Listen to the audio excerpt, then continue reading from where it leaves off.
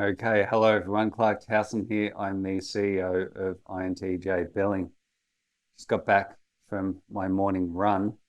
So I go for a run from City Garden Condo down Beach Road up to Soy 6, do a lap of Soy 6, come back down Beach Road, back to my condo. On this morning's run, I noticed something that piqued my interest. At the Sisong Road head, where the TT Currency Exchange booth is, another currency exchange has opened very close by, literally on Soy 6. The booth has just been installed and it's sticking out the side of one of the bars. So I wish I'd taken a photo of it for this video, but I didn't, unfortunately. Now, from the signage, it looks to be yet another stock standard fiat currency exchange. They're converting one country's government issued fiat paper currency to another country's government issued fiat paper currency. So they're following the tried and true strategy that every other currency exchange business follows.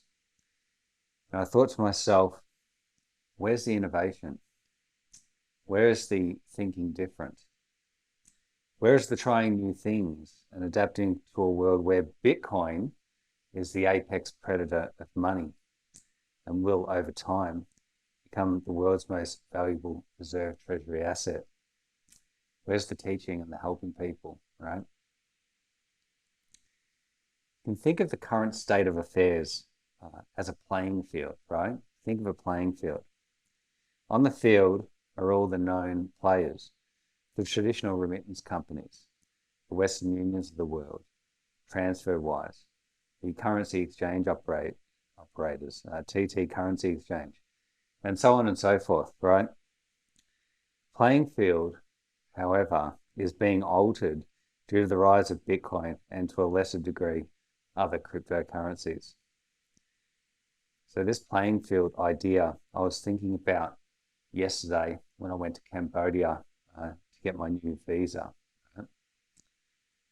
Playing field, altering the playing field.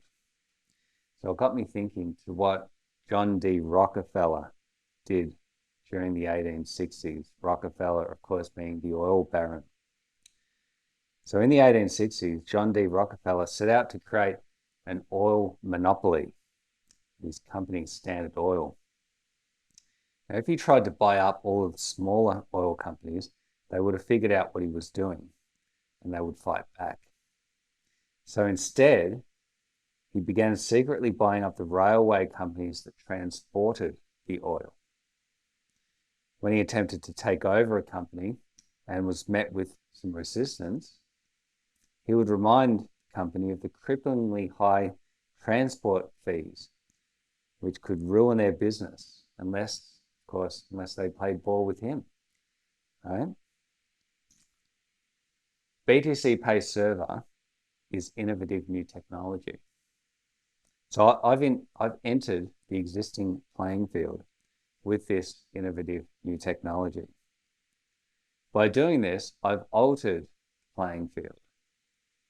The existing currency exchange businesses in Soy 6, TT Exchange, and the new player are not doing anything new, innovative, or different. They're not doing anything with Bitcoin, right? They haven't seen what I've done, right? They've not seen what I've seen. They're not setting out with an ambitious goal of setting up non-custodial Bitcoin hot wallets on every sex worker's phone in the soy and setting up custodial Bitcoin hot wallets on their infrastructure for the girls. They're just not doing that, right? They're not running a custodianship service for the girls' Bitcoin seed phrases. They crypto steal capsules. They're not up here on YouTube making videos like I am. The playing field has been changed, right? They're still working under the existing paradigm. Right? They really are. Now, the only way to win against the traditional players is to alter the playing field, right? The traditional currency exchange remittance provider businesses are not talking about giving the power and control of payments to the bar owners and to the sex workers. They're not talking about, they're not even thinking about that, right?